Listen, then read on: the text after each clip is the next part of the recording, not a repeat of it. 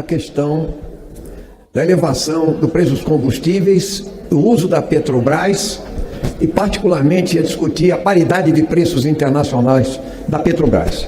E anuncio que a bancada do PSOL pediu urgência para o projeto de redução dos preços dos combustíveis com o fim de combater a política do PPI, ou seja, a política que é baseada nos preços internacionais do petróleo e apenas na cotação do dólar internacional.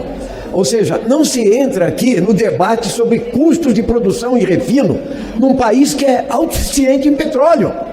E os dados de hoje são escandalosos. Gente reclamando no mercado financeiro e numa direita ignorante, dizendo o seguinte: o ganho da Petrobras, o lucro líquido da Petrobras foi de 188,3 bilhões. Vejam vocês, 76% a mais do que o ano passado, 106 bilhões. Quinto ano seguido de lucro acumulado.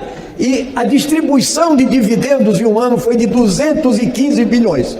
E aí, quando você fala que uma empresa estatal tem que ter uma política também social e de uma política de reinvestimento do porte da Petrobras, inclusive para fazer a transição energética no nosso país, para investir mais, para garantir qualidade, aí não pode, porque os acionistas de Nova York e os acionistas da Bolsa de São Paulo vão chiar. Ou seja, eles vão perder esses dividendos de 200 bilhões. Mentira! Você tem que usar isso sim. E a Petrobras estava operando acima do preço internacional do petróleo.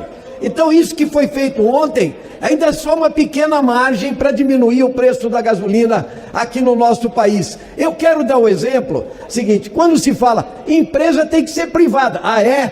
Por que a Aramco na Arábia Saudita, que é uma ditadura muçulmana, um Estado teocrático, é estatal e não abre mão? Agora, tem países ultrademocráticos como a Noruega e a Finlândia, Stat Oil, por exemplo, que é totalmente estatal, faz política social, acumula recursos, distribui, planeja o futuro da nação através do petróleo e ainda faz transição.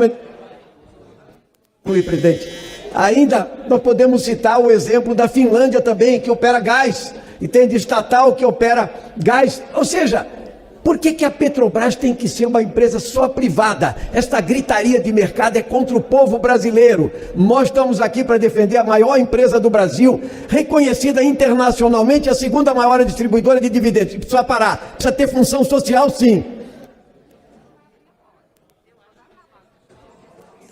Deputado Ivan, para concluir, por favor.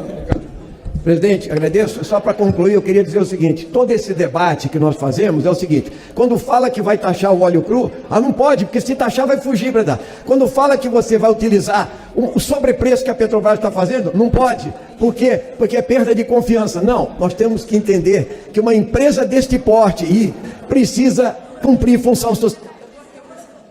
A gasolina com Bolsonaro em Brasília chegou a R$ 9,00. Olha a contradição dos bolsonaristas reclamando que está caro a gasolina 5,20 agora. Está caro, mas o Lula vai diminuir, viu? Podem ficar tranquilos disso, que nós vamos acabar com a PPI que foi instituída por Bolsonaro. Agora, bolsonaristas, R$ 9,00 a gasolina que estava com Bolsonaro. Isso cala a boca de qualquer pretensão demagógica da ultradireita, que, aliás, faz aqui do parlamento o cercadinho bolsonarista.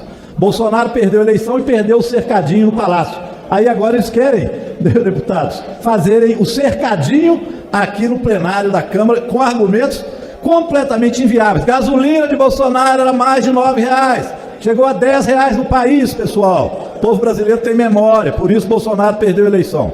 Outra coisa, ficam aqui querendo agora fazer uma CPI, mas CPI para quê? Para defender os meliantes e terroristas que quebraram tudo, que queriam golpe? A CPI de vocês é para defender meliante que está lá na Papuda e na Colmeia? É para isso que vocês querem CPI? Para proteger os bandidos que quebraram aqui em Brasília as questões das coisas públicas? É CPI para defender meliante? Ora, pelo amor de Deus, o Brasil precisa de coisa séria. Vamos falar de coisa séria, falar nisso. Hoje, Lula estará agora, estou indo para lá, hein, pessoal, lançar de novo Bolsa Família. Vamos falar de coisa boa. Lula ganhou as eleições, por isso nós continuamos fazendo L. E agora, 21 milhões de famílias vão receber os R$ 600, acrescido das crianças até 6 anos de R$ 150, E o ministro Wellington Dias já adiantou que o Lula vai anunciar R$50 para crianças de 6 a 18 anos.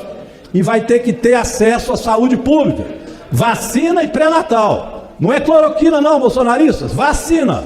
Lula já começou a vacinar, já foi lá vacinar de novo.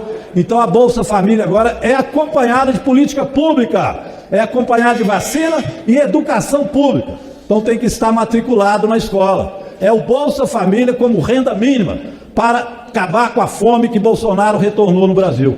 Então, em pouco tempo, o Lula já está aí fazendo L e melhorando a vida do povo brasileiro, especialmente do povo mais pobre. E os meliantes que estão na Papuda e na Colmeia, lá vão continuar com Alexandre e a Polícia Federal. Muito obrigado, presidente. O debate sobre desigualdade salarial e reparação histórica é fundamental. A raiz de uma lógica de superexploração, uma lógica de desigualdade salarial, uma lógica de aumento da exploração da mão de obra feminina e, sobretudo, da mão de obra feminina negra, é o que também nos trouxe até aqui. Tratar desiguais como iguais é, na prática, reproduzir preconceitos, reproduzir intolerância, reproduzir racismo, reproduzir machismo, reproduzir discriminação. Quando se tenta apagar a herança escravocrata, racista, um país que conviveu 380 anos com uma das maiores barbáries, que é o trabalho escravizado, que não fez políticas de reparação, é muito recente no Brasil. A reparação, como as cotas, muito importante nas universidades, mas insuficiente diante de tudo que foi construído sobre o sangue, o suor, a violência física do trabalho escravizado, a violência sexual contra as mulheres negras escravizadas naquele tempo. Não se entende a desigualdade social do presente. Muitos desses que querem manter as coisas como estão, dizem, mas eu não vivi nessa época, mas todos os brancos, incluindo eu, de origem, se beneficiaram de um modelo historicamente. E todos os negros e negras também se prejudicaram da desigualdade. Quando a gente chega no Rio Grande do Sul, hoje, e vê trabalho análogo à escravidão, de forma brutal, 207 trabalhadores trazidos da Bahia, enganados pelos escravizadores, que apanhavam com spray, que viviam em péssimas condições, que trabalhavam 15 horas por dia, e vê que 84% são negros, a gente vê, na atualidade, este trabalho análogo à escravidão que também tem cor, que também tem raça. E a lógica da ideia de apagar a desigualdade para reproduzi-la, como faz a extrema-direita brasileira, também nos levou até aqui. Hoje, a Câmara de Vereadores, em Caxias, está tendo um protesto com dezenas de homens e mulheres lutando pela cassação de um vereador. Claro, apoiador do Bolsonaro, tinha fotinho lá, abraçadinho do Bolsonaro, que desrespeitou os baianos, os nordestinos, os negros e os argentinos, que também já sofreram com trabalho escravo em outros momentos. E nós lutaremos para que seja cassado, porque vocês acham que liberdade de expressão é liberdade de opressão, para ficar vociferando o discurso de ódio, de intolerância, de reprodução de violência, e peço 30 segundos para acabar, deputado Pompeu. Mas nós não aceitaremos.